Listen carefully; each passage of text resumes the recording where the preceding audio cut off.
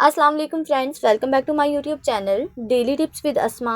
आज की इस वीडियो में हम आपको बताएंगे अक्सा नाम के बारे में दिलचस्प और हैरानकुन मालूमात।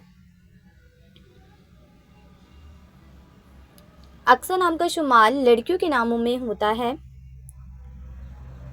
अक्सा एक इस्लामी नाम है। अक्सा नाम की इब्तदाई तारीख अरबी ज़ुबान से निकलती है। अक्सा नाम की लड़कियों के लिए खुशकिस्मत नंबर 3 माना जाता है। माहिरीन के मुताबिक अक्सा नाम की लड़कियां बहुत ज़हीन होती हैं। अक्सा नाम का मतलब है किनारा, मस्जिद का नाम। अक्सा नाम की लड़कियों के लिए खुशकिस्मत दिनों में जुमेरात और मंगल का दिन शामिल है। अक्सा नाम के अफराद के लिए मुवाफिक रंगों में सुर्ख और बनफशी रंग शामिल है। अक्सा नाम के अफराद के लिए मुवाफिक पत्थरों में रूबी पत्थर शामिल है।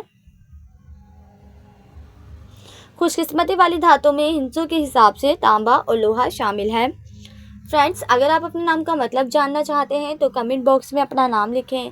इंशाल्लाह हम आपके नाम की वीडियो ज़रूर बनाएंगे। Thanks for watching. अल्लाह हाफिज़।